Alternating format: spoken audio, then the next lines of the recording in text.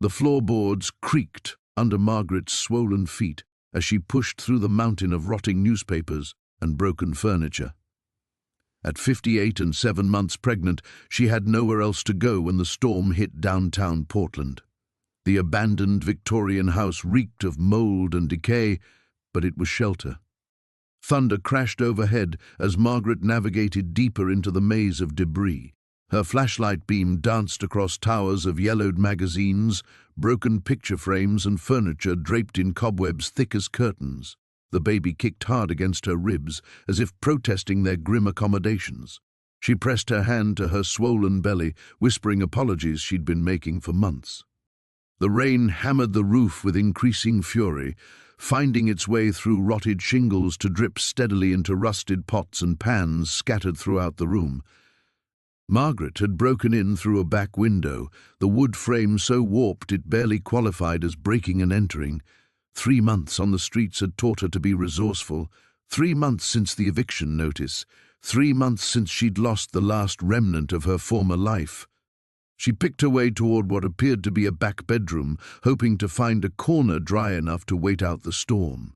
The place felt frozen in time, as if someone had simply walked away decades ago and left everything to rot.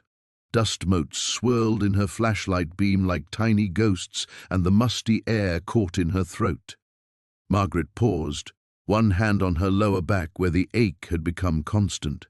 The pregnancy wasn't supposed to happen. At her age, after everything that had gone wrong, it felt like a cruel joke from the universe. But as impossible as it seemed, she'd felt something shift inside her when the doctor confirmed it.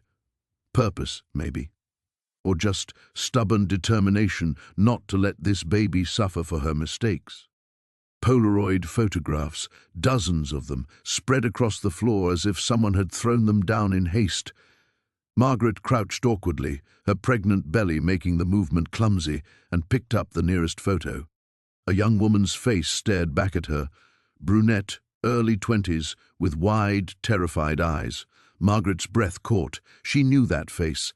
Sarah Martinez, aged 23, disappeared from downtown Portland 22 years ago. With trembling fingers, Margaret gathered more photos. Jennifer Walsh, Ashley Turner, names and faces that had haunted her dreams for 2 decades, women who had vanished without a trace during the summer of 2002, when Margaret had still been Detective Chen with the Portland Police Bureau, when she'd still believed the system worked and justice mattered. The photographs were pristine, as if they'd been carefully preserved all these years. But that was impossible.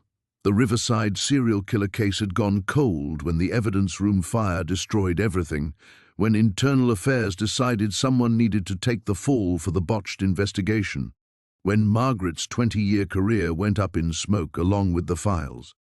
She sank back on her heels, photographs scattered in her lap, mind reeling. The official story was that they'd never found the killer's lair, never recovered any photographs or trophies. The case file listed the women as presumed dead, but their bodies were never found. The whole investigation had been written off as a failure, with Margaret taking most of the blame. But here was proof that the killer had existed exactly as she'd profiled him. A collector, someone who documented his crimes, who kept trophies, someone who'd been operating out of this very house while she'd been chasing ghosts across the city. Margaret's flashlight beam swept across more photos, and her blood turned to ice. Mixed in with the faces from her old case were newer pictures, recent ones. Women she didn't recognize, but who had that same look of terror in their eyes, the same controlled lighting, the same unmistakable signature of the Riverside killer. He was still active, still hunting, and she was sitting in the middle of his trophy room. The baby gave another sharp kick, and Margaret's protective instincts surged. She had to get out, had to get to safety, had to... A floorboard creaked somewhere in the front of the house. Margaret's breath stopped. She killed the flashlight instantly, plunging herself into absolute darkness. The sound came again, deliberate, careful footsteps moving through the maze of junk. Someone was in the house with her. Margaret pressed her back against the wall, one hand protectively over her belly, the other gripping the flashlight like a weapon. 20 years of police training fought against 20 years of self-doubt and failure. In the darkness, surrounded by evidence of unspeakable crimes, she had to decide who she was going to be. The footsteps grew closer. The floorboard gave way with a sickening crack, and Maya's foot plunged through rotted wood into empty space below. She bit back a scream, more from fear of discovery than pain, though splinters had torn through her worn sneaker to scrape against her ankle. The house groaned around her as she carefully extracted her leg, testing each movement to ensure the floor wouldn't collapse entirely beneath her weight. She'd been searching for anything useful, a can of food forgotten in a cupboard, a blanket left behind, even a working faucet that might yield clean water. Instead, she'd found herself standing over a hole that exhaled the musty scent of decades-old secrets. Maya knelt beside the gap, peering into the darkness below. The weak morning light filtering through grime-coated windows revealed nothing but shadows. Her stomach cramped with hunger, and the baby shifted restlessly, as if sensing her distress. 3 days since her last real meal, 2 nights sleeping in doorways before finding this place. The abandoned Victorian house had seemed like a gift, its broken windows and peeling paint advertising its vacancy to anyone desperate enough to look. Maya pulled out her phone, grateful for the remaining 10% battery, and activated the flashlight. The narrow beam illuminated rough wooden beams and more debris scattered across what appeared to be a crawl space, but something else caught her attention. A corner where the clutter seemed deliberately arranged rather than randomly accumulated. The floor protested as she shifted position, distributing her weight more carefully. She'd learned to move quietly during her weeks on the streets, to become invisible when necessary. Now those skills served her as she lowered herself partially into the hole, using the intact joists for support. Maya's heart hammered as she stretched toward the nearest container. Her fingertips barely grazed its edge before she managed to drag it closer. The plastic bin was surprisingly heavy, and when she pried off the lid, she had to grip the floor joist to steady herself. Cash. Stacks of bills bundled with rubber bands, some of the currency so old she didn't immediately recognize it. But mixed among the vintage money were crisp new hundreds, 20s, 10s, more money than she'd ever seen in one place. For a moment, Maya couldn't breathe. The baby seemed to still inside her, as if they were both suspended in disbelief. This could solve everything: food, shelter, medical care for the birth that was coming whether she was ready or not, no more sleeping in alleys or begging for handouts from people who looked through her like she was already dead. But even as hope flooded through her, a cold certainty followed. This wasn't lost money or forgotten savings. Someone had hidden this deliberately, and that someone might come back for it. People didn't stash this kind of cash unless they had reasons to avoid banks, reasons that usually involved activities she didn't want to think about. Maya's phone buzzed with a low battery warning, and the flashlight dimmed. She quickly photographed the money and the surrounding area before the screen went dark, plunging her back into shadow. As her eyes readjusted, she noticed something else. An envelope tucked beneath one of the money stacks, yellow with age, but protected by its position. She pulled it free and crawled back up through the hole, her pregnant belly making the movement awkward and exhausting. In the dim light from the windows, she could make out writing on the envelope's front. Her own name, written in handwriting she recognized but hadn't seen in over 5 years. The envelope trembled in her hands. It couldn't be possible. David was dead. She'd seen the newspaper article, had attended the funeral from a distance, hidden among strangers in the back row. He'd died in a car accident 3 months after she'd fled, 3 months after the night that had shattered everything between them. But this was definitely his writing. The careful script she'd once loved receiving in notes slipped into her textbooks or tucked under her dorm room door. Before everything went wrong, before she'd learned what he was really capable of. Maya sank onto a pile of newspapers, her legs no longer able to support her. The baby kicked, a sharp reminder of the life depending on her decisions. Below her, that money waited, enough to start over completely, to give her child the safety she'd never had.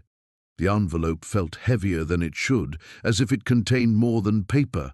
Whatever was inside had been waiting here, and somehow David had known she would find it. But that was impossible. He was dead, and she was just a homeless woman who'd broken into a random house, wasn't she? With shaking fingers, Maya began to tear open the envelope that bore her name.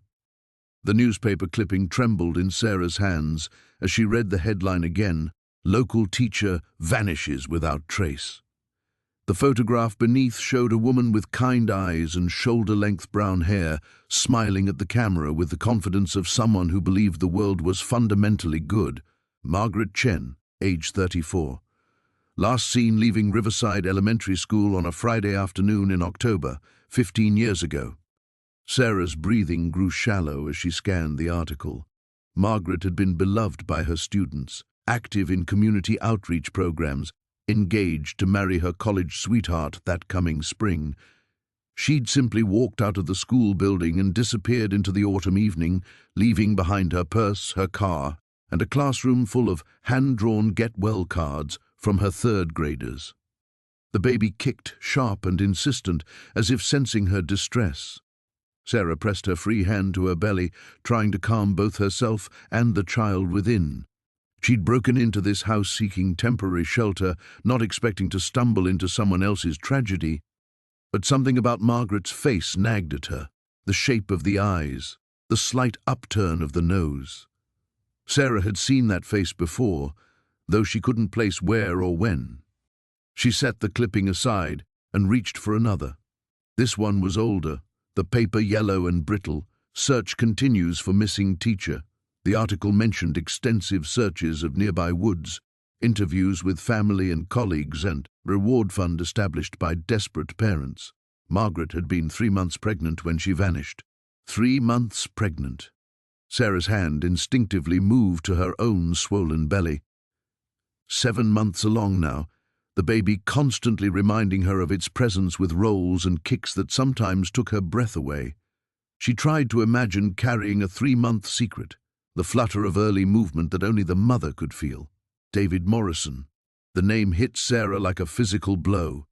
She knew that name, had known it intimately once upon a time when she was young and stupid, and believed that love could conquer the darkness that lived behind his charming smile.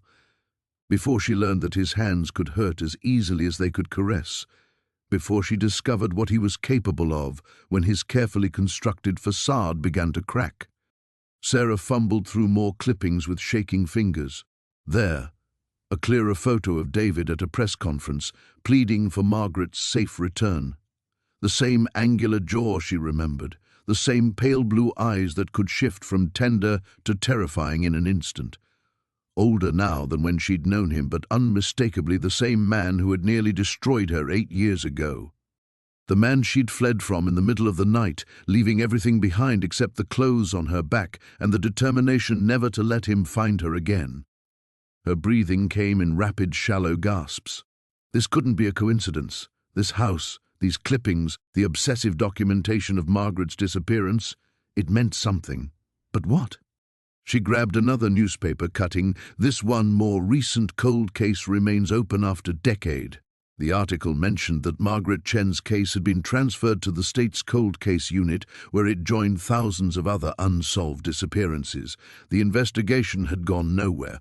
No body had ever been found. No body. Sarah's gaze swept across the basement room with new understanding. The stacks of newspapers weren't random hoarding. They were research.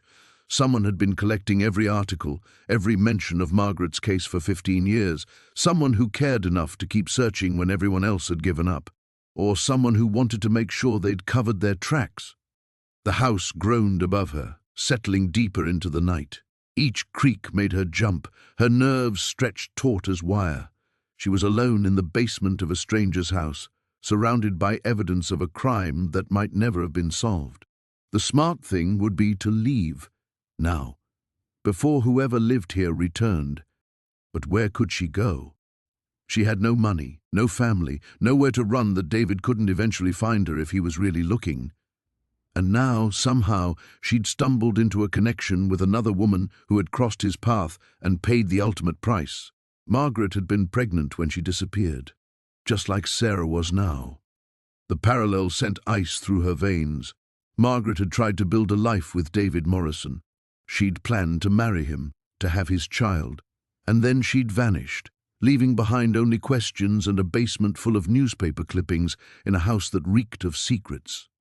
Sarah gathered the articles carefully, her hands steadier now despite the fear coursing through her. Whatever had happened to Margaret Chen, she was going to find out. She owed that much to the sister who had never stopped looking. The metallic taste of fear coated Maya's mouth as she stared at the photograph trembling in her hands. 23 years had passed since she'd last seen that face, her own face, but younger, more innocent, captured in a moment she'd spent decades trying to forget.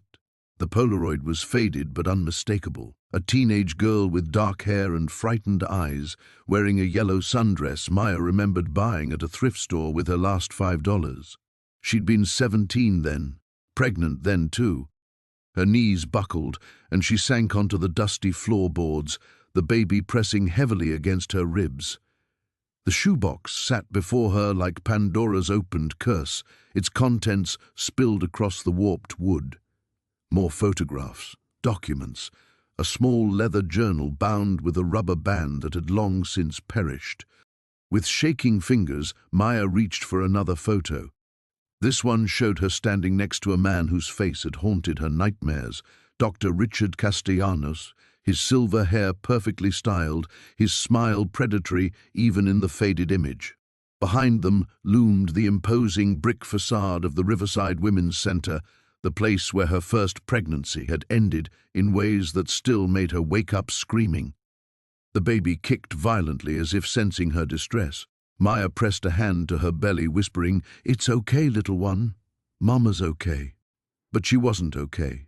She was drowning in memories she'd buried so deep she'd almost convinced herself they were nightmares. She picked up a manila folder, its edges brittle with age. Inside, medical records bore her maiden name, Maya Santos, along with details that made her stomach lurch. Experimental procedures, consent forms she'd never signed, payment records showing transactions that dwarfed what any teenager should have received for the simple procedure she'd been promised. A loose sheet of paper caught her attention.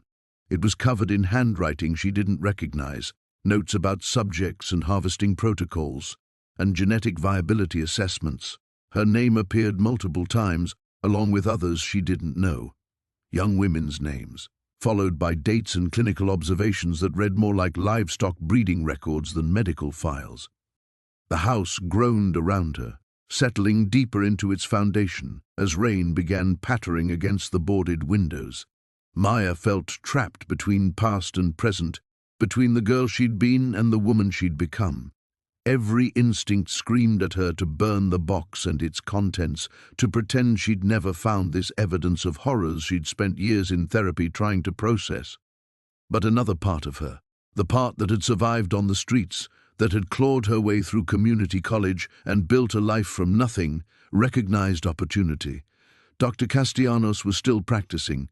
The Riverside Women's Center was still operating, and if these documents were authentic, they represented proof of crimes that could destroy lives and careers. She opened the leather journal with trembling hands. The first entry was dated 3 months before her own procedure, written in the same handwriting as the loose notes. RC confirmed approval for Phase 2 trials. Subject selection criteria expanded to include homeless and runaway demographics, reduced oversight, minimal family interference, payment structure sufficient to ensure compliance and silence. Maya's vision blurred as she read further. Page after page detailed a systematic exploitation of vulnerable young women, using pregnancy as cover for medical experiments that violated every ethical standard she could imagine. The procedures described made her surgical experience seem almost benign by comparison. Her phone buzzed. A text from the shelter coordinator confirming her spot for tomorrow night. The normalcy of it felt surreal against the backdrop of what she'd discovered. She was supposed to report for her intake interview, submit to their background check, pretend to be grateful for their charity. Instead, she was sitting in an abandoned house, holding evidence that could potentially make her rich or get her killed. The baby shifted again, and Maya felt a familiar flutter of movement against her palm. This pregnancy was different from her first. She was older, more prepared, more determined to protect what was hers. But the documents in the box suggested that Dr. Castellanos might still be watching, still selecting vulnerable women for purposes that had nothing to do with legitimate medical care. She thought about the clinic where she'd been receiving prenatal care, a free facility that served the homeless population, the same demographic mentioned in the journal, the same vulnerable women who'd been targeted before. Maya carefully gathered the photographs and documents, placing them back in the shoebox with reverent precision. Whatever happened next, she couldn't unknow what she'd learned. The past she'd buried had literally risen from the floor beneath her feet, demanding acknowledgement and action. As thunder rumbled overhead, she made a decision that would change everything. She wasn't running from this truth. Not this time. She was going to fight back. She didn't remember this photo being taken. She didn't remember much from those days, the heroine having carved out chunks of her memory like a rusty spoon. But she remembered Cross. God help her, she remembered every terrible thing about him. The baby kicked hard against her ribs, as if sensing her distress. Maya pressed her hand to her belly, trying to steady her breathing. How had this photo ended up here, in this abandoned house, tucked away in a box that seemed deliberately hidden beneath layers of accumulated refuse? She turned the photograph over. Written in faded blue ink were the words, "Insurance policy. Just in case. RC." Maya's legs gave out, and she sank onto a moldy couch, dust motes dancing in the afternoon light streaming through the broken windows. Cross had been her handler during the undercover operation that had gone so catastrophically wrong. She'd been a junkie CI, confidential informant, trading information for reduced charges and the promise of getting clean. But Cross had wanted more than information from her.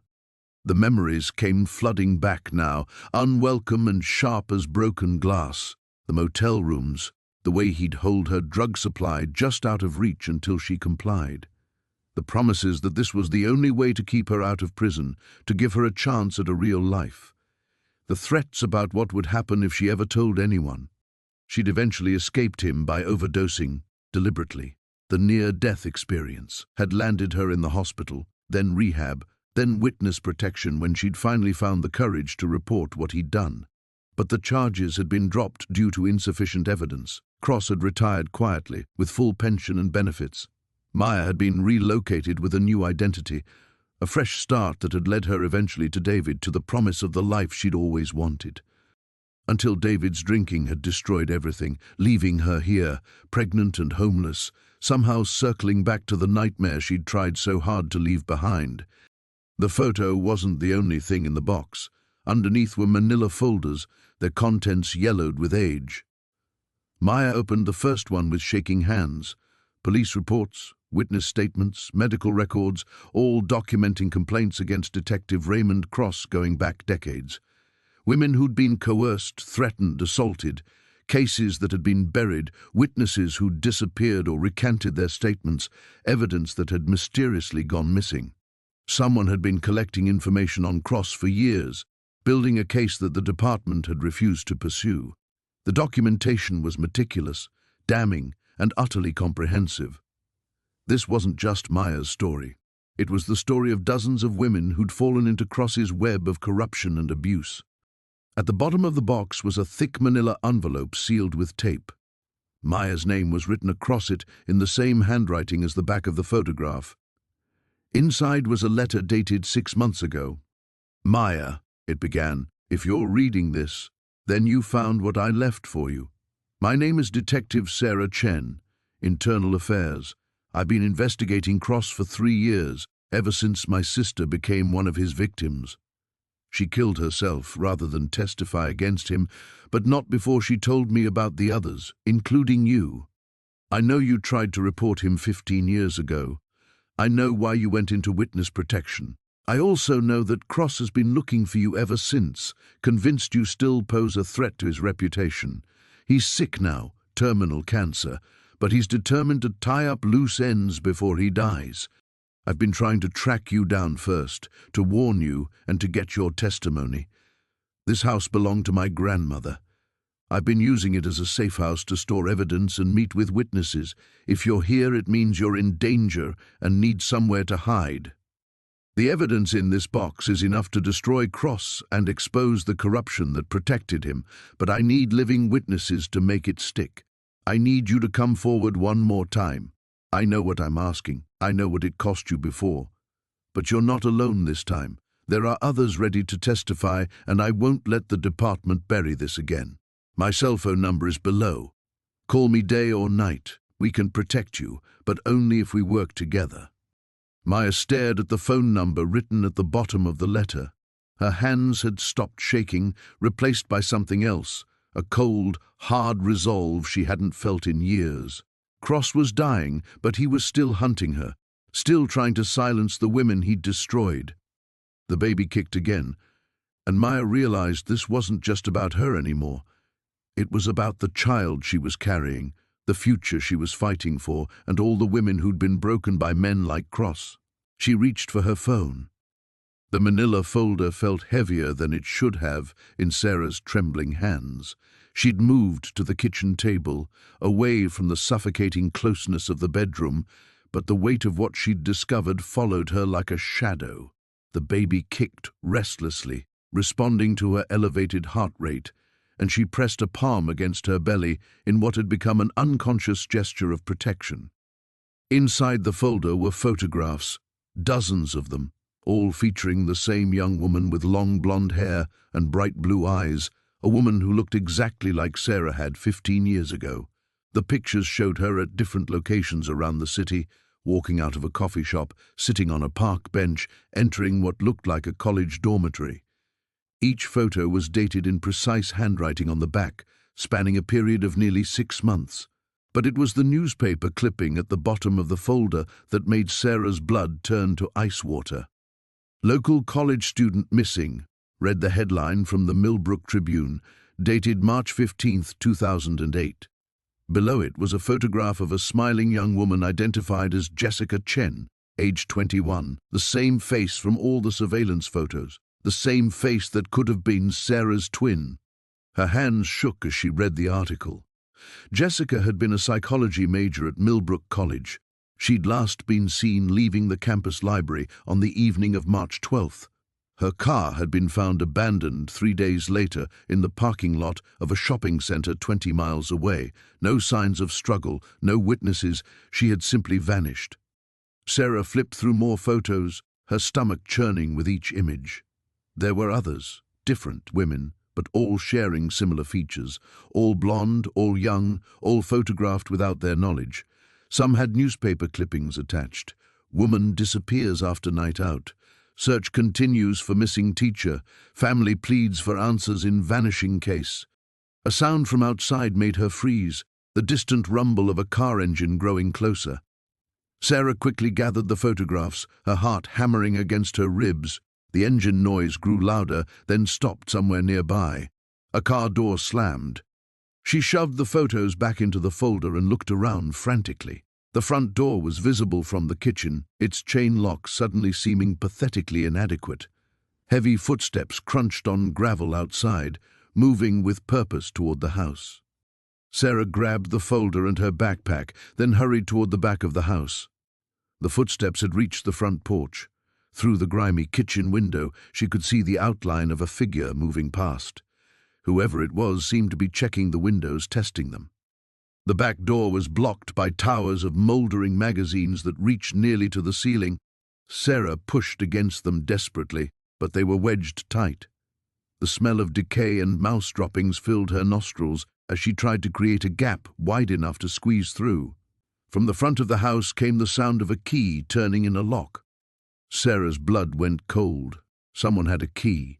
This wasn't a random intruder. This was someone who belonged here, someone who might be coming to retrieve what she'd found. She abandoned the blocked door and looked for another escape route. The kitchen window was painted shut, probably hadn't been opened in decades. Her only option was to hide and hope whoever it was wouldn't search the entire house. The front door creaked open. Footsteps echoed through the living room, slow and deliberate. Sarah clutched the folder to her chest and squeezed behind a tall cabinet in the corner of the kitchen, pulling her backpack in after her. The space was cramped and dirty, barely wide enough for her swollen body, but it was hidden from view. "I know someone's been here," a man's voice called out, surprisingly close. The voice was calm, almost conversational, which somehow made it more terrifying than if he'd been shouting. "The dust patterns are different. Things have been moved." Sarah pressed herself deeper into the shadows, hardly daring to breathe. Through a gap between the cabinet and the wall, she could see part of the kitchen doorway. A shadow moved past, someone tall wearing heavy boots. "I don't mind sharing the space," the voice continued, moving toward the back of the house. "But I do mind people going through my things. That's very rude." The casual tone sent chills down Sarah's spine. This was someone who was used to being in control, someone who spoke to empty rooms as if he expected to be heard and obeyed. She heard him moving around in the bedroom, the sound of boxes being shifted and checked. He was methodical, systematic. It was only a matter of time before he worked his way back to the kitchen. Sarah looked down at the folder in her hands, at the faces of all those missing women staring back at her in the dim light. She finally understood what she'd stumbled into, and the realization made her feel sick. She wasn't just hiding from an intruder, she was hiding from a killer. The photograph trembled in Maya's hands as she stared at her own face, 15 years younger, eyes bright with hope instead of hollow with desperation. Standing beside her was Detective Frank Morrison, his arm around her waist, both of them smiling at some long-forgotten celebration. The image felt like looking at strangers, people who had no idea what was coming. She set the photo aside and reached for the manila folder beneath it. Her fingers hesitated at the edge, knowing that once she opened it, there would be no going back to the safety of not knowing. The baby shifted restlessly inside her, as if sensing her turmoil. The folder contained case files, dozens of them, all bearing Frank's name as the investigating officer, all involving missing persons who fit a disturbing pattern, young women, vulnerable, with few family connections to notice their disappearance.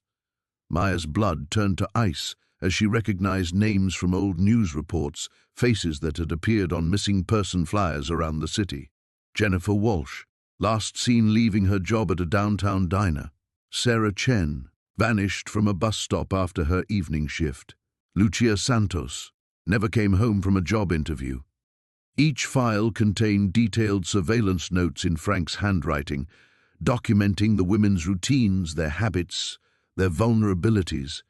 The meticulous planning was sickening, but what made Maya's stomach lurch was finding her own file at the bottom of the stack. Her routine from 15 years ago was mapped out in Frank's careful script. Subject leaves apartment 7:30 a.m., stops at corner market for coffee, arrives at college by 8:15. Trusts easily, no close family. Perfect candidate. The words blurred as tears filled her eyes. She had thought their meeting was chance, a kind detective offering help when she'd been mugged near campus. He'd been so charming, so protective.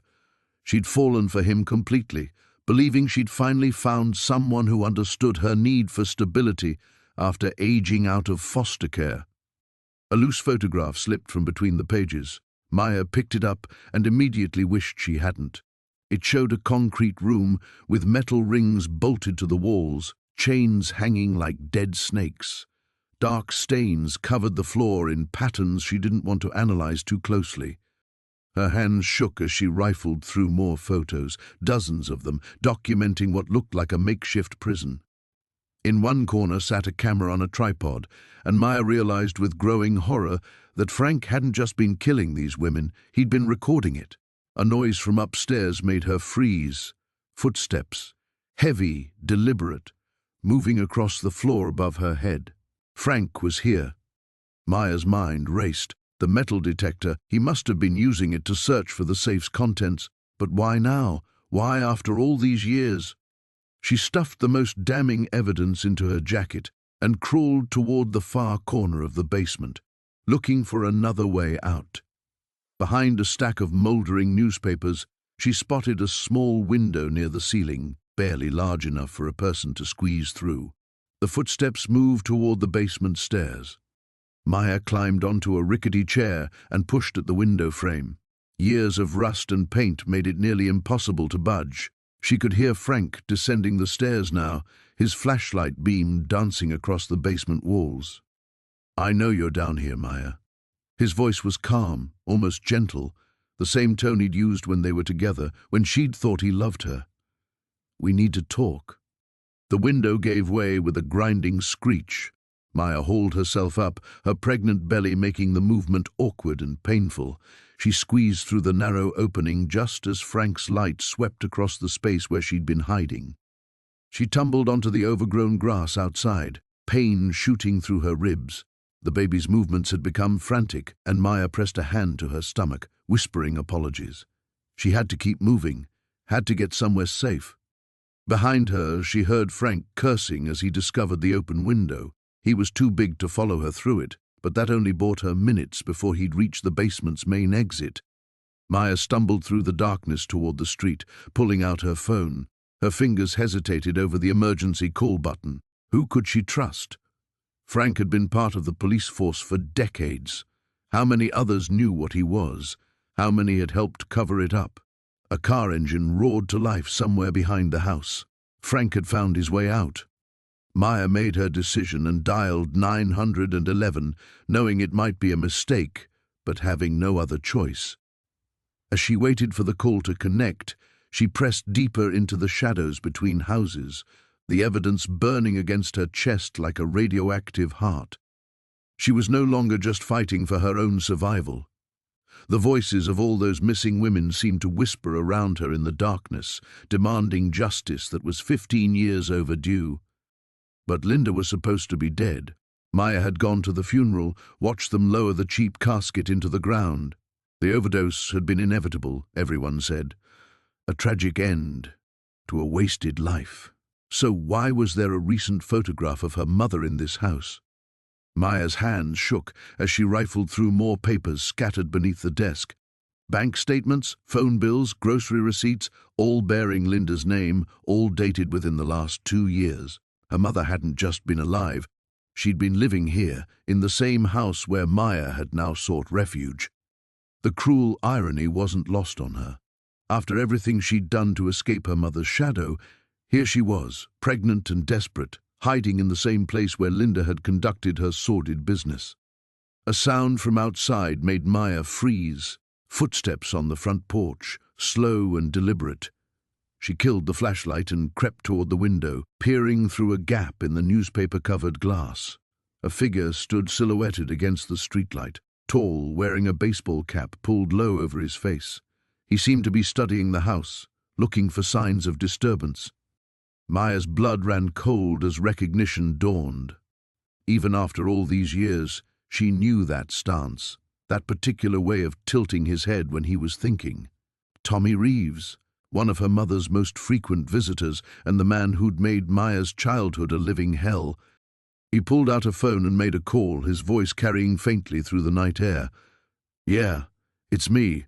Someone's been here. The back door's jimmied and there are fresh footprints in the dust. No, nothing obvious missing, but they knew where to look. I'll check the basement." The basement. Maya's stomach plummeted. Whatever her mother had been hiding, it wasn't just in this room, and Tommy knew about it. She gathered the photographs and papers quickly, stuffing them into her backpack. The front door rattled as Tommy tried his key. Maya heard him curse, then the sound of him walking around the house toward the back entrance she'd used. Moving as quietly as her pregnant body would allow, Maya slipped out of the room and down the hallway. She knew this house's layout by heart, every creaking floorboard, every hiding spot. Muscle memory guided her to the basement door tucked beneath the main staircase. The basement had always terrified her as a child. Linda had forbidden her from going down there, claiming it was dangerous, full of broken glass and rusty nails. But Maya had snuck down once, driven by childhood curiosity, and found something that had given her nightmares for months. Now, as an adult carrying her own child, she wondered if those childhood fears had been justified. or if there'd been something much worse hidden in the darkness below. The back door opened with a harsh squeal of hinges. Tommy was inside now, his heavy footsteps echoing through the house. Maya could hear him moving through the kitchen, heading toward the front rooms. She had minutes at most before he made his way to the basement. A hand closed around the basement door handle. The metal was cold against her palm, and for a moment she hesitated. Whatever was down there had been important enough for her mother to hide it for years, valuable enough for Tommy to risk breaking into an abandoned house to protect it. But it had also been dangerous enough to get Linda killed, because Maya was now certain her mother's death hadn't been an accidental overdose. The baby moved restlessly inside her, and Maya made her choice. Whatever lay in the basement might be her only chance at understanding why fate had brought her back to this place, why her mother's past was reaching out to claim her child's future. She opened the door and descended into the darkness, Tommy's footsteps growing closer above her. Maya's hands trembled as she stared at the photograph, her mind reeling between past and present. The baby kicked hard against her ribs, as if sensing her distress. 23 years had passed since she'd last seen her father's face, yet here he was, frozen in time beside a man she'd never seen before, but whose eyes held the same cold calculation she remembered from her nightmares. The sound of footsteps on the front porch shattered her reverie. Heavy boots, deliberate and unhurried.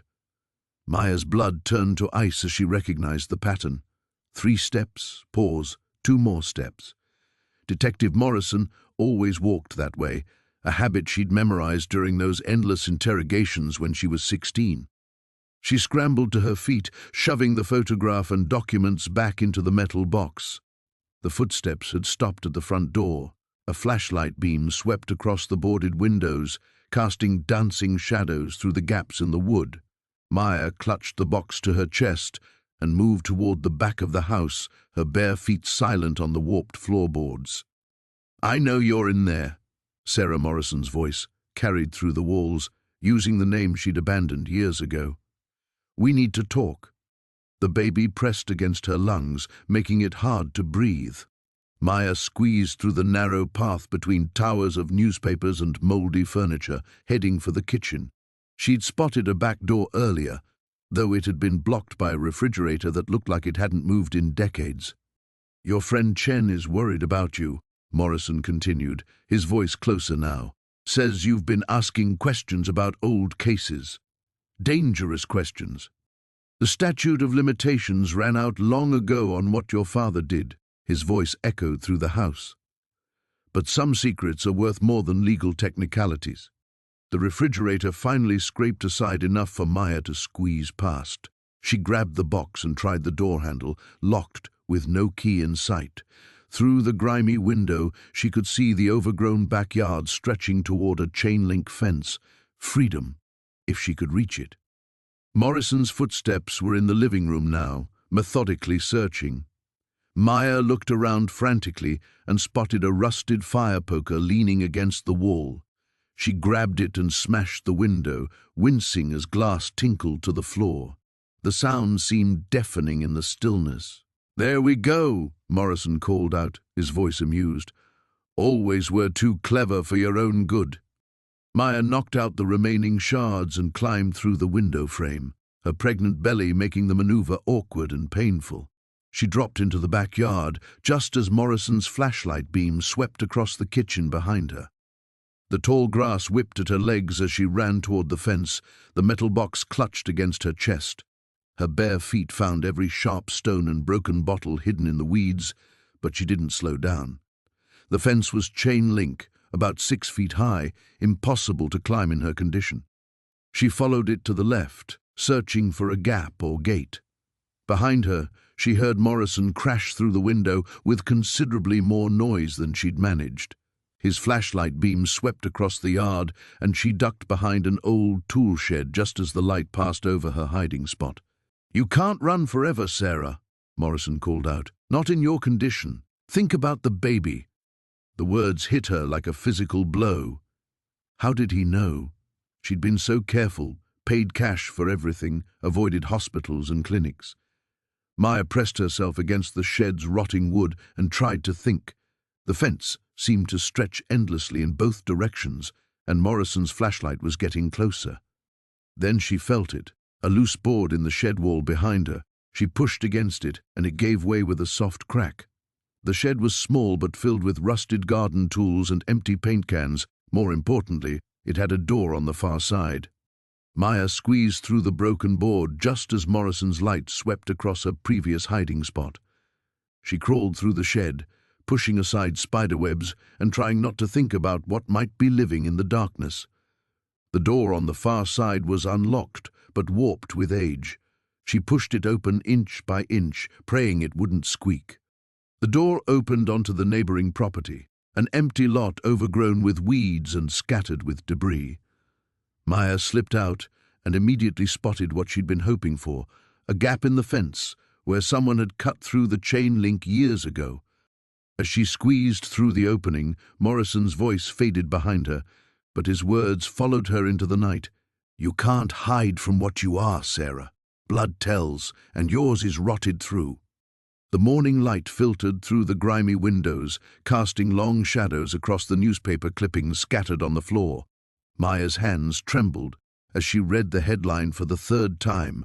Underground network exposed, FBI raids reveal massive human trafficking operation.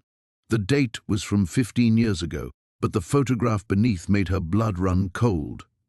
There was Vincent Carrera, younger but unmistakable, being led away in handcuffs. The article detailed his role as a mid-level coordinator in an operation that had destroyed hundreds of lives. Maya's vision blurred as she recognized other faces in the accompanying photos, men who had haunted her nightmares for over a decade. The baby kicked violently as if sensing her distress. Maya pressed her palm against her belly, trying to steady her breathing. She'd spent years believing Vincent was just another predator who'd escaped justice. Learning he'd actually been caught and imprisoned should have brought relief, but instead, a new terror crept through her veins. If Vincent had been in prison all these years, why were these documents hidden here? Why had someone collected every piece of evidence, every court filing, every news report about the case? The manila folders were organized with obsessive precision, containing details that went far beyond what any casual observer would know. Maya opened another folder and found prison correspondence. Letters addressed to Vincent from someone using only initials. JM. The handwriting was careful, almost feminine, and the tone suggested intimate knowledge of the trafficking network's operations. One letter dated just 6 months ago made Maya's stomach lurch. The girl from Chicago surfaced again. "Same shelter system we discussed. She's pregnant now, which complicates things, but also provides opportunity. The timeline needs to accelerate." The girl from Chicago. Maya knew with horrible certainty that meant her.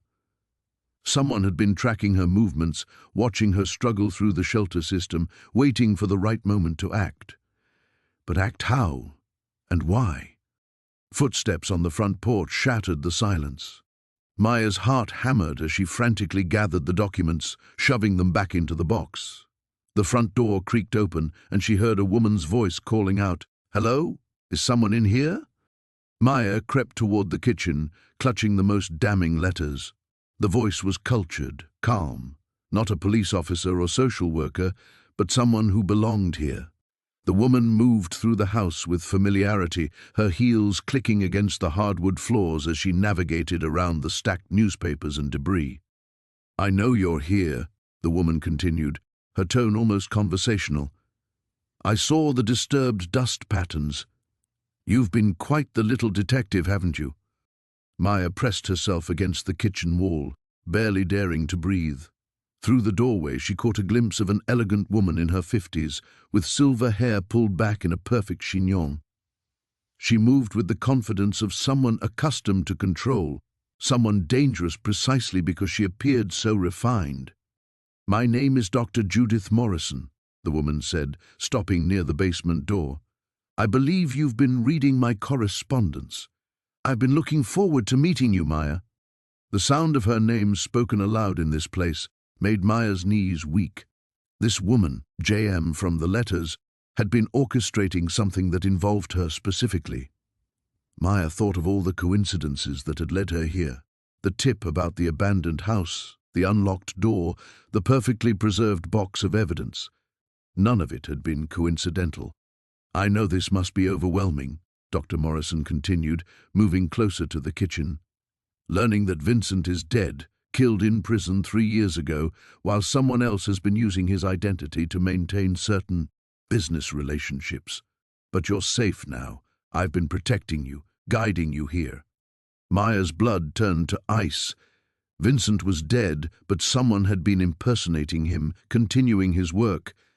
And this woman claimed to be protecting her. The letters suggested something far more sinister. "You see, Maya, you're quite valuable. Not just for what you witnessed all those years ago, but for what you represent now. A survivor who disappeared completely, who learned to hide so well that even I lost track of you for several years." Dr. Morrison's voice grew closer. "But pregnant women need medical care, and medical care leaves records. It just took patience." Maya gripped the kitchen knife she'd found earlier, her palms slick with sweat. The baby pressed against her ribs, making it hard to breathe quietly. She needed an escape route, but Dr. Morrison seemed to be positioning herself between Maya and the exits. "I'm not going to hurt you," the woman said, her voice now just outside the kitchen. "Quite the opposite. I'm going to help you give birth to a very special child, one who will be raised with every advantage, every opportunity. All I need is your cooperation." Maya understood now. This wasn't about the past or justice or revenge. This was about her baby, and she would die before letting this monster take her child. The photograph trembled in Maya's hands as she stared at her mother's face, frozen in time 23 years ago. Sarah Chen looked so young, her arms wrapped protectively around a toddler Maya barely remembered being. But it was the man standing beside them that made her blood run cold. Detective Raymond Walsh, younger, less grey around the temples, but unmistakably him. Her legs gave out, and she sank onto the dusty floorboards, the photo clutched against her chest. The baby kicked frantically, as if sensing her distress. Everything she thought she knew about her past crumbled like the rotting walls around her. Maya forced herself to look at the photo again, studying every detail. They were standing in front of a house she didn't recognize, all three of them smiling. Walsh's hand rested on her mother's shoulder with casual familiarity. On the back someone had written in faded blue ink, "Our little family, R, S and M, summer 1999, our little family." The words hit her like a physical blow. She counted backward frantically. Summer 1999 would have been just months before her mother disappeared, before social services found Maya wandering the streets, malnourished and traumatized, with no memory of how she'd gotten there. Before Raymond Walsh became the detective assigned to her mother's missing person case. Maya's hands shook as she reached for another photograph. This one showed her mother and Walsh at what looked like a restaurant, heads bent close together over a candlelit table. Another showed Walsh pushing Maya on a swing while her mother watched, laughing. She fumbled through more photos, finding image after image of the three of them together. Walsh teaching her to ride a bike. Her mother and Walsh dancing in what might have been their living room. Maya asleep between them on a couch, curled up like she belonged there. But she didn't remember any of it. The trauma counselors had told her that memory loss wasn't uncommon in cases of severe childhood trauma. She'd accepted it, even been grateful for it sometimes. Now she wondered what else had been stolen from her. A new thought struck her with sickening clarity. If Walsh had been involved with her mother, if they'd been some kind of family unit, then he would have known about her mother's connection to this house. He would have known about the money hidden here, which meant he'd been lying to her from the moment they met at the police station. Maya struggled to her feet, her mind racing. She thought about Walsh's insistence on driving her places, his concern that seemed too personal for a stranger, the way he'd looked at her sometimes, like he was seeing a ghost. She'd attributed it to his professionalism, his dedication to cold cases. But it wasn't professional interest at all. It was personal. The baby kicked again, harder this time, and Maya winced. She needed to get out of here, needed time to think. But first, she had to secure the money. Whatever Walsh's game was, whatever had happened to her mother, Maya couldn't let him take away her child's only chance at a future. When she'd taken as much as she could carry, she sealed the safe and carefully replaced the loose floorboard. There was still more money inside, but she'd have to come back for it later. Right now, she needed to disappear before Walsh realized she'd found this place. As she made her way back through the cluttered house, every shadow seemed threatening. Every creak of the old building made her jump. The photographs in her bag felt like they were burning through the fabric, evidence of a past that someone had gone to great lengths to keep buried. Outside, the afternoon sun seemed too bright after the gloom of the house. Maya pulled her hood up and kept her head down as she walked, hyper-aware of every car that passed, every person she encountered. Walsh could be anywhere. He could be watching her right now. She needed somewhere safe to think, somewhere she could plan her next move. The money would help, but it also made her a target. And now she knew that the threat wasn't just from random criminals on the street. The man she'd trusted, the one person who'd seemed to care about her welfare, had been lying to her from the beginning. Worse, he might be connected to whatever had happened to her mother all those years ago. Maya's hand moved protectively to her belly as she walked. She was carrying more than just her unborn child now. She was carrying the weight of a buried truth that someone would kill to keep hidden, and she had no idea who she could trust. The basement felt like a tomb as Maya descended the creaking wooden steps, her phone's flashlight cutting through the suffocating darkness. Each step downward seemed to take her deeper into her own past, the musty air thick with secrets that had festered for 23 years. The concrete floor was damp beneath her feet, and spiderwebs brushed against her face as she moved deeper into the space. Unlike the cluttered chaos above, the basement was surprisingly sparse. Just a few broken chairs, some rusted tools, and in the far corner, an old metal filing cabinet that looked oddly out of place. Maya's heart hammered as she approached it. The top drawer was locked, but the bottom one slid open with a grinding screech that made her wince. Inside were manila folders, their edges yellowed with age. She pulled out the first one with trembling fingers. The folder contained newspaper clippings, all featuring the same headline variations: local family dies in house fire, tragic blaze claims 3 lives, investigation continues into fatal fire. Maya's breath caught as she read the dates, all from October 1999, just weeks after she'd run away from her foster home. But it was the handwritten notes scrawled in the margins that made her blood run cold. Someone had been tracking the investigation, documenting every detail, every witness statement, every piece of evidence. The handwriting was familiar, though she couldn't immediately place it. She opened the second folder and nearly dropped it. Inside were photographs, dozens of them, pictures of her foster family's house before the fire, pictures of Maya herself, taken from a distance, showing her sneaking out at night, meeting with friends, walking to school. Someone had been watching her, documenting her every move in the weeks leading up to the fire. The baby kicked hard, as if sensing her distress, and Maya had to grip the filing cabinet to steady herself. She flipped through more photos, her hands shaking so violently she could barely hold them. There were pictures of the house after the fire, the charred remains, the investigators combing through the wreckage. And then, at the bottom of the stack, a photo that made her stomach lurch. It showed her foster father's workshop in the garage, taken before the fire.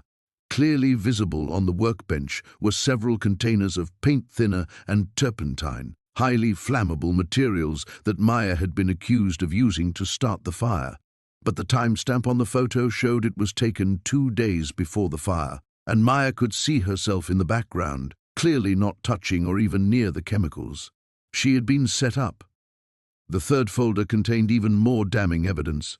Police reports that had never been made public, witness statements that contradicted the official narrative, and most shocking of all, a signed confession letter, not from Maya, but from someone else entirely.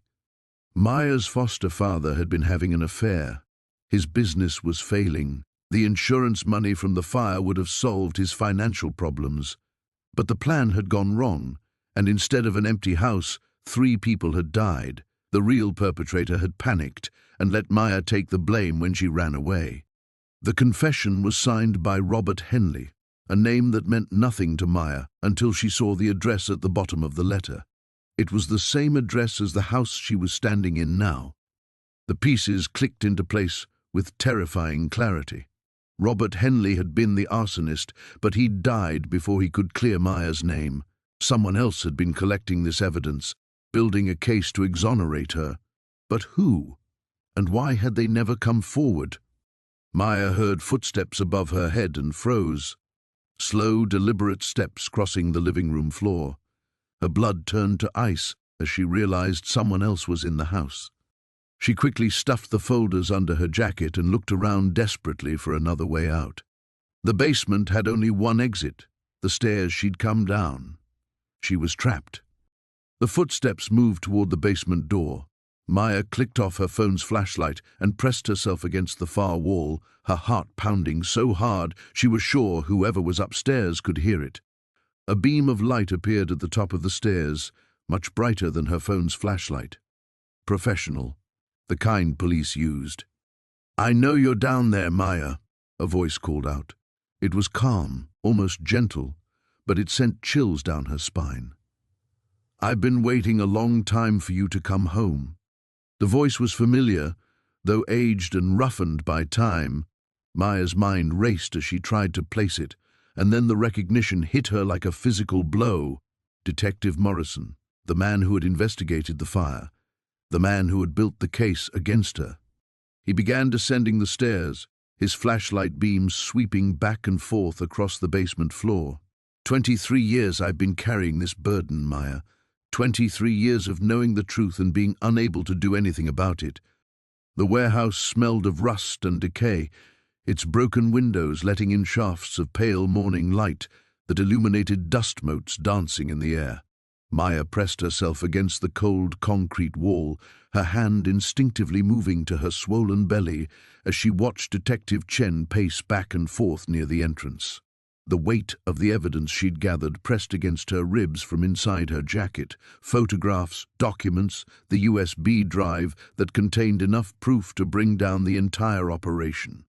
"I know you're in here, Maya," Chen called out, his voice echoing through the cavernous space. "We can do this the easy way or the hard way." She'd been naive to trust him. The moment she'd mentioned finding her sister's belongings in the house, she'd seen something flicker behind his eyes. Not surprise, but recognition. He'd known all along what had happened to Lily, had probably been part of covering it up from the beginning. Maya shifted her weight, trying to find a position that didn't make her back ache. The baby had been restless all morning, as if sensing her fear. She needed to get out of here, needed to find someone she could actually trust with what she'd discovered. But Chen was blocking the main exit, and she didn't know if there were others waiting outside. "Your sister was in the wrong place at the wrong time," Chen continued, his footsteps growing closer. "She saw something she shouldn't have seen, made copies of files that weren't meant for her eyes." "Sound familiar?" The words hit Maya like a physical blow. Lily had been investigating the same thing, the missing girls, the covered-up deaths, the network of corruption that reached into the highest levels of city government. Her sister hadn't run away or overdosed like the official reports claimed. She'd been murdered for getting too close to the truth. Maya's phone buzzed silently in her pocket. A text from Marcus. "Tell police at your motel. Don't come back. Meet at the place we talked about." At least Marcus was still free. She'd given him copies of everything before coming here, told him to go to the FBI if anything happened to her. But would that be enough? Chen wasn't working alone. There were others, people with badges and authority who could make evidence disappear and witnesses vanish. "You know what the funny thing is?" Chen's voice was closer now, maybe 20 feet away. "I actually liked your sister. She was smart, determined, reminded me of myself when I first joined the force, back when I still believed we were the good guys." Maya caught sight of a service ladder leading up to a catwalk near the ceiling. If she could reach it without making noise, maybe she could work her way around to the back exit. She tested her weight on the first rung, grateful that her sneakers didn't squeak against the metal. But idealism doesn't pay the bills, Chen went on. Doesn't put your kids through college or take care of your sick wife. Sometimes you have to make compromises. Sometimes you have to choose between doing what's right and doing what's necessary. The ladder groaned softly as Maya climbed. She froze, holding her breath, but Chen didn't seem to have heard. Her arms trembled with the effort of pulling herself up, the extra weight of pregnancy making every movement harder than it should have been. Lily couldn't understand that. She thought everything was black and white, good and evil. She didn't realize that sometimes protecting the bigger picture means sacrificing the smaller one. Maya reached the catwalk and began moving carefully along it, testing each step before putting her full weight down. Below, she could see Chen's shadow stretching across the warehouse floor. He'd stopped pacing and was standing still, listening. "I can hear you up there," he said quietly. "These old buildings carry sound. Why don't you come down and we'll talk? I'm not the monster you think I am." But Maya kept moving. The rear exit was visible now, a rectangle of bright daylight maybe 50 feet away. If she could reach the ladder on the far side without the catwalk giving her away. Her phone buzzed again. Another text from Marcus. "Chen's not working alone. 3 more cops outside. Stay hidden." Maya's heart sank. Even if she reached the exit, they'd be waiting for her. She was trapped, carrying evidence that could expose a conspiracy, but unable to get it to anyone who could act on it. The baby kicked hard against her ribs, as if protesting their predicament. "Your sister made a choice," Chen called up to her.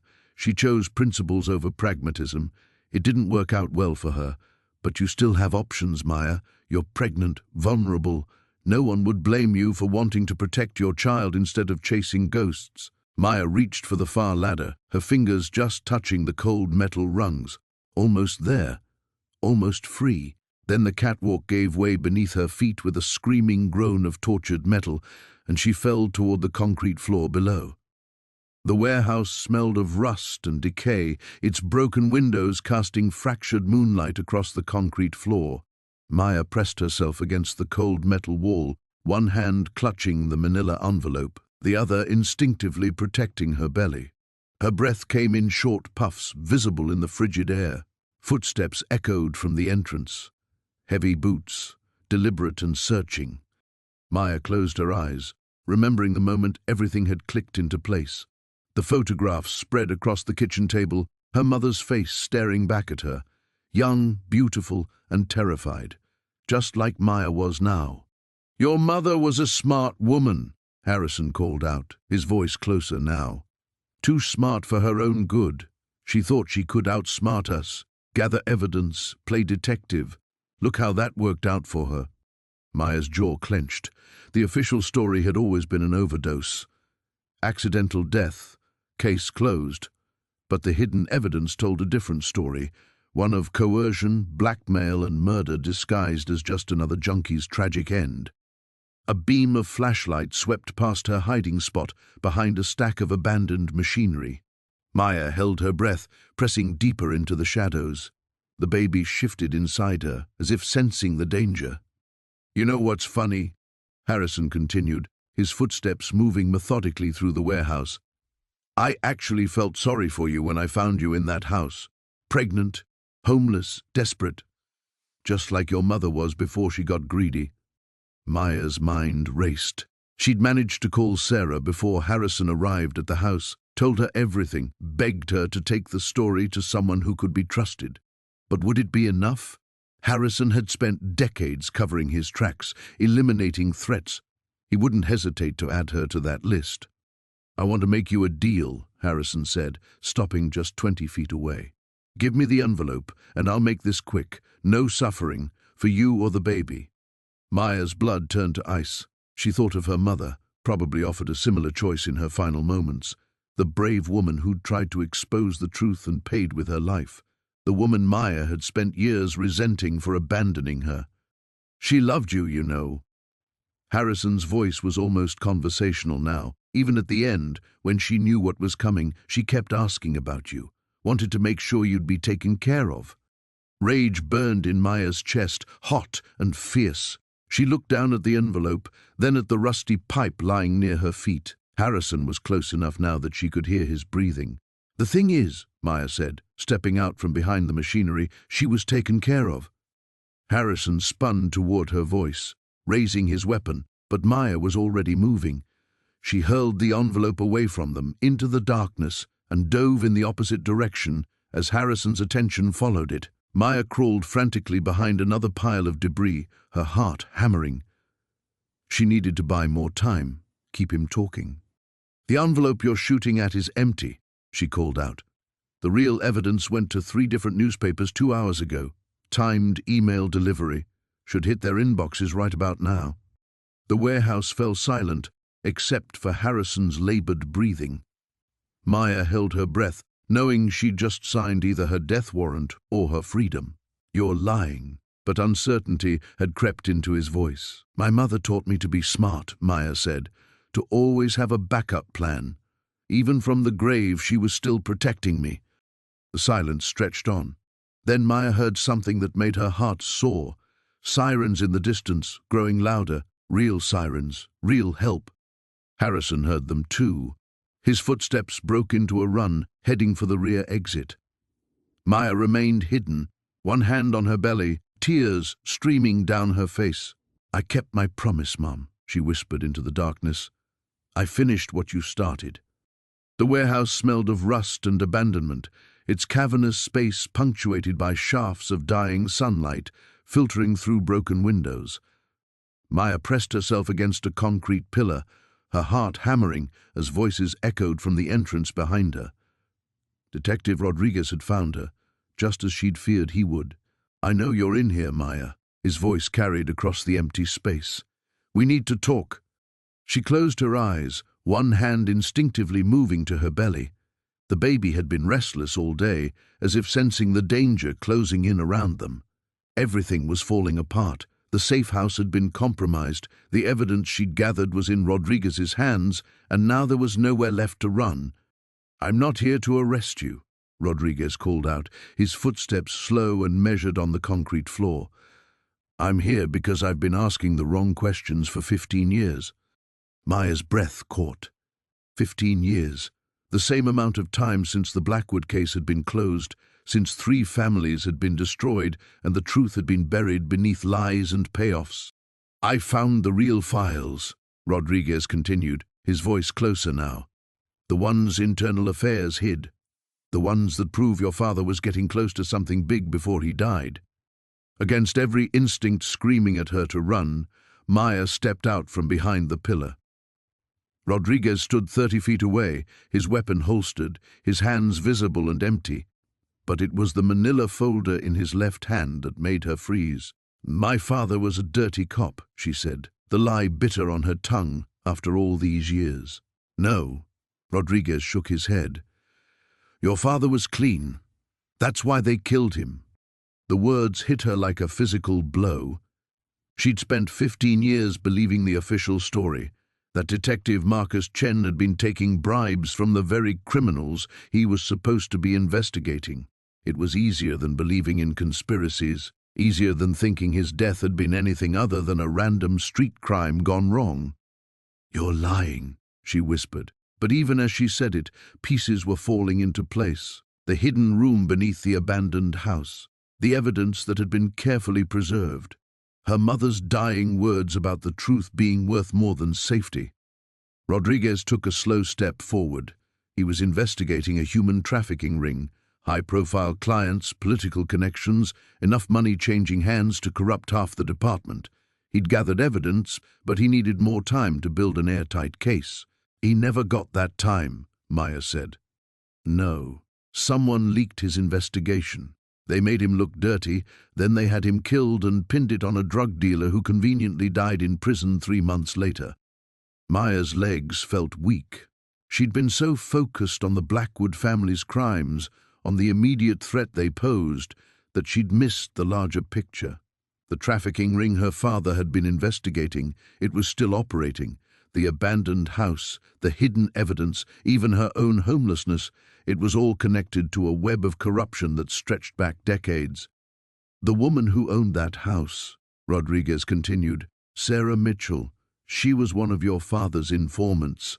When he died, she went into hiding, but she kept the evidence he'd gathered. She was waiting for someone she could trust. Someone like me, Maya realized. You have your father's eyes.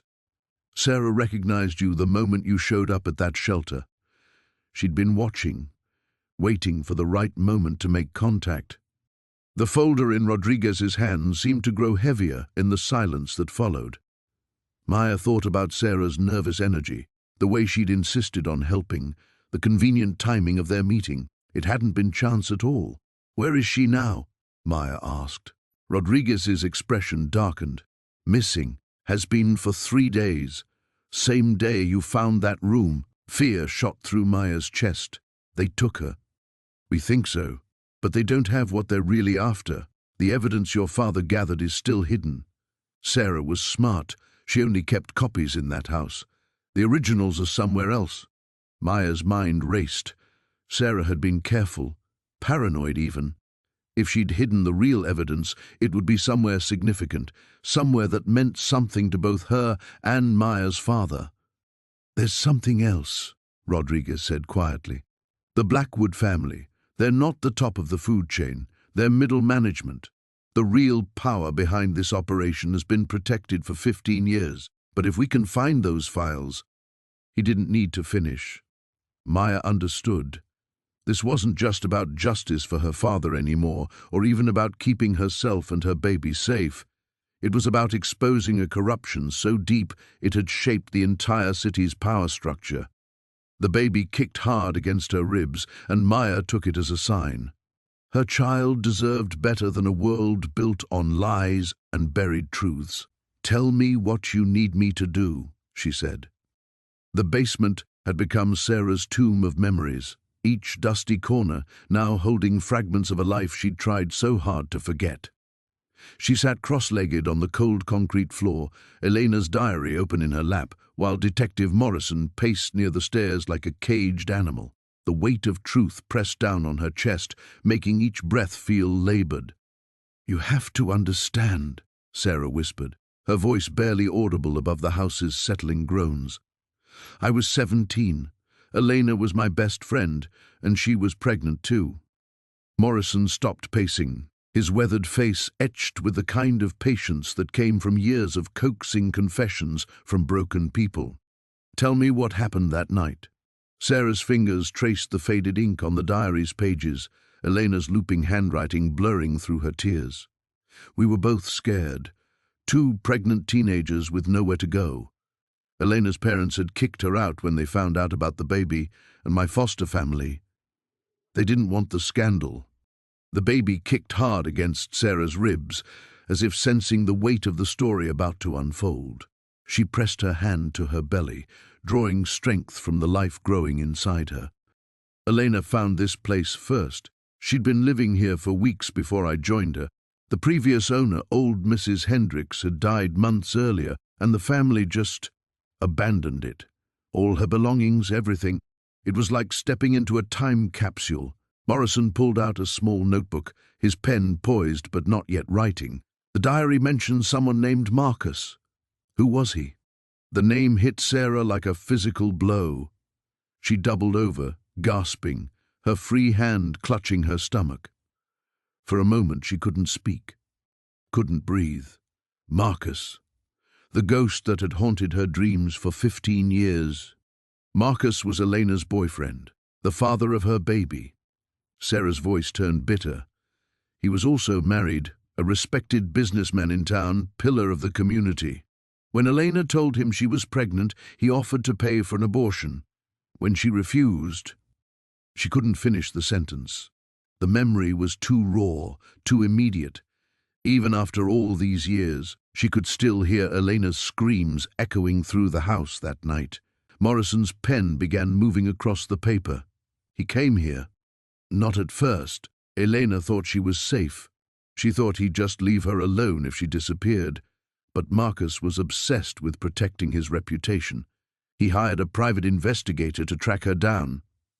Sarah flipped through the diary pages, stopping at an entry dated just 3 days before Elena's death.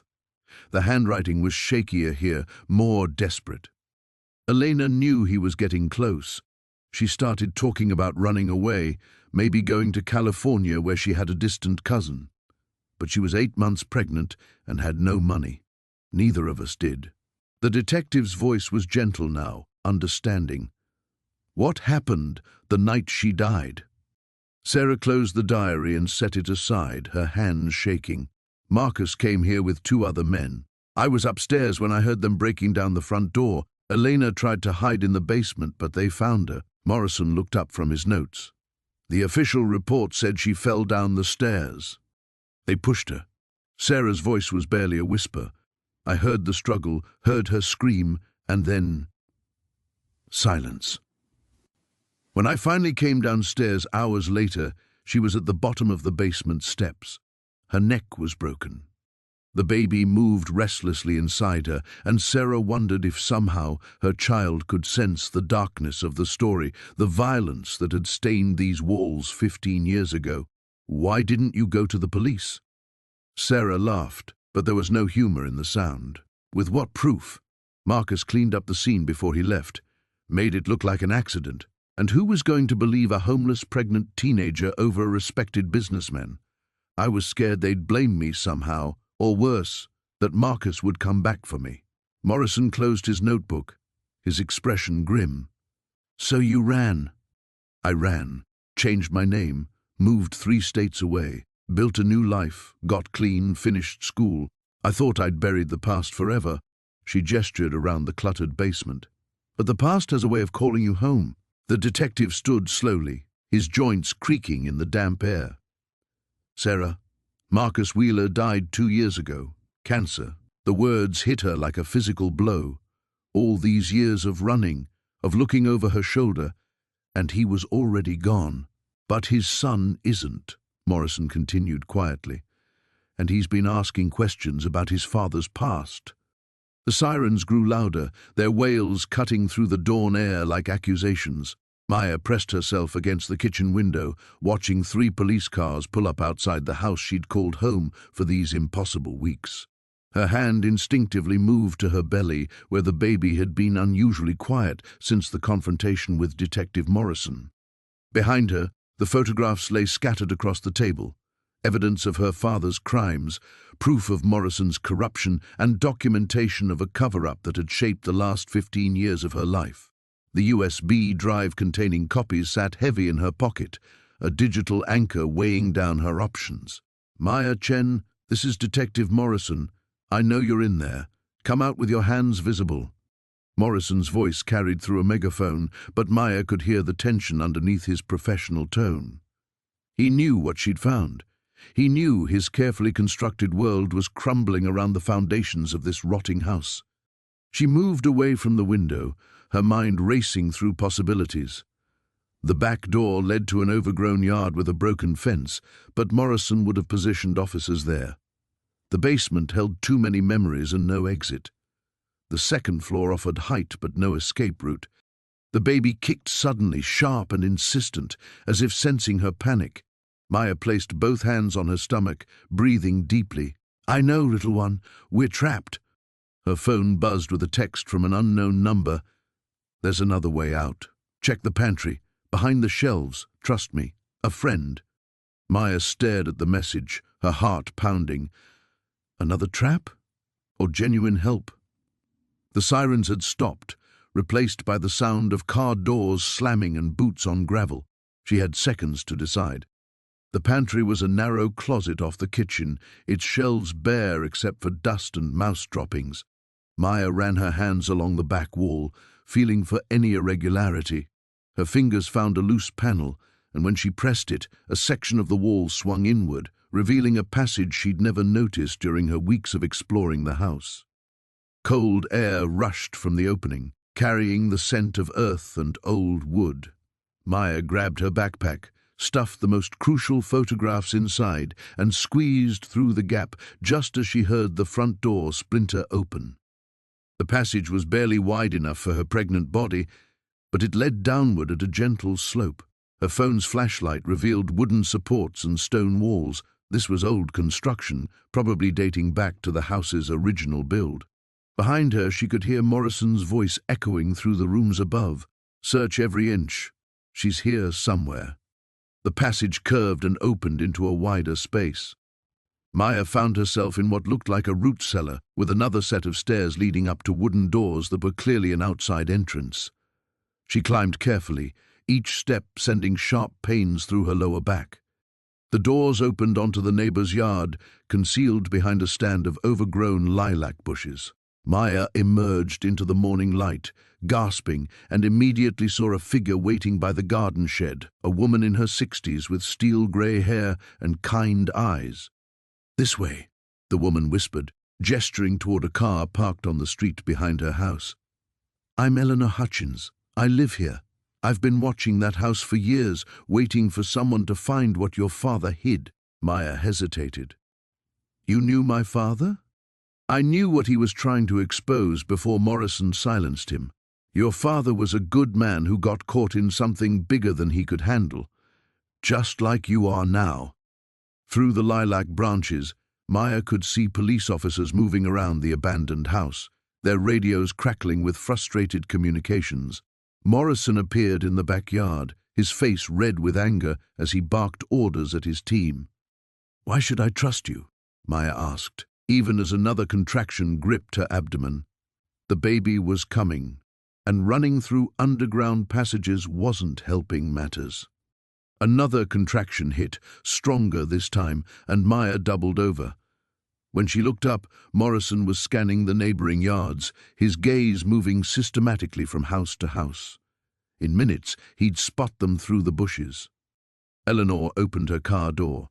"Decision time, Maya. Trust a stranger who knew your father, or face Morrison with a newborn baby and evidence he'll kill to suppress." She got in the car. The rain had stopped, but Sarah could still hear water dripping from the eaves as she stood in the doorway of what had been her temporary sanctuary. The house felt different now, emptied of its secrets, its ghosts finally at rest. In her hands, she clutched the leather portfolio containing the evidence that would bring down the network that had destroyed so many lives, including her mother's. Detective Morrison waited by his unmarked car, engine running, exhaust visible in the cold morning air. Behind him, 3 more vehicles had arrived, federal agents who would take possession of the documents and photographs she'd discovered beneath the floorboards.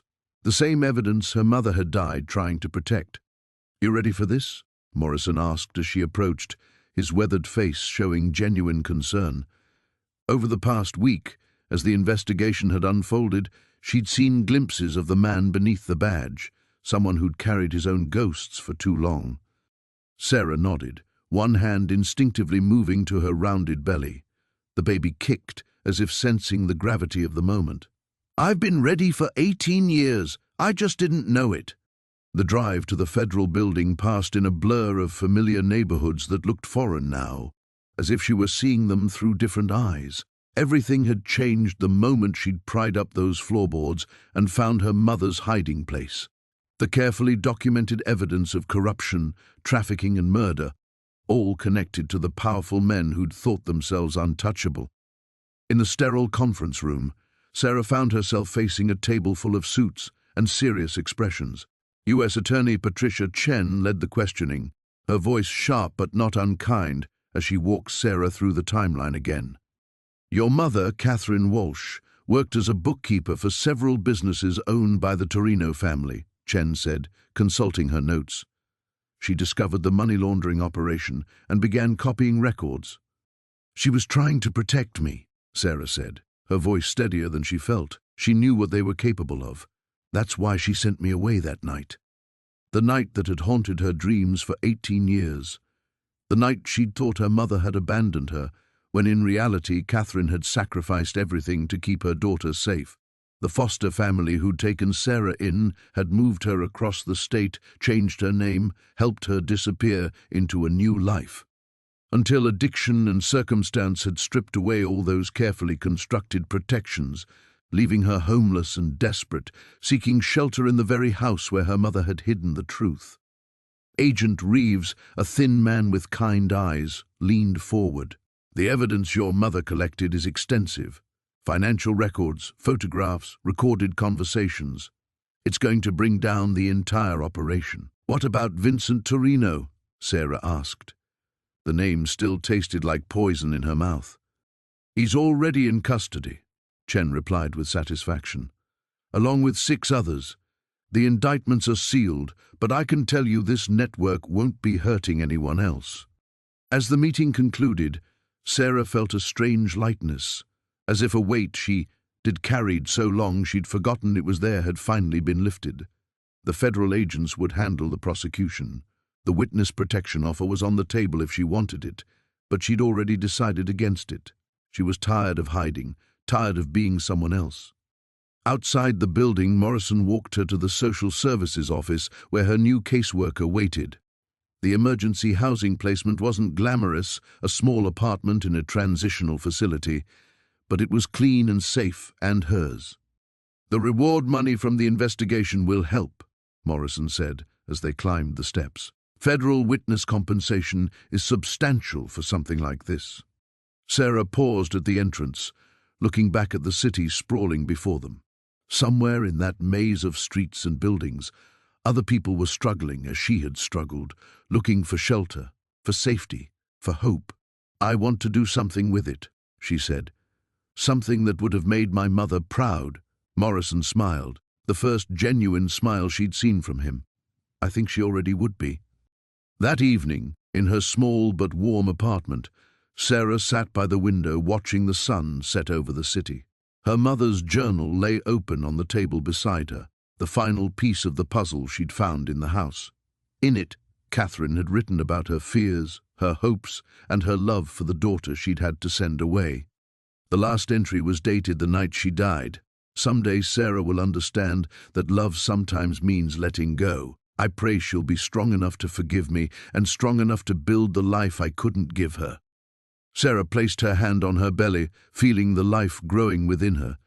Her child would know a different story, one of courage, truth, and the kind of love that endures across time and tragedy. Tomorrow would bring new challenges, but tonight, for the first time in years, Sarah Walsh slept peacefully, her mother's memory finally at rest.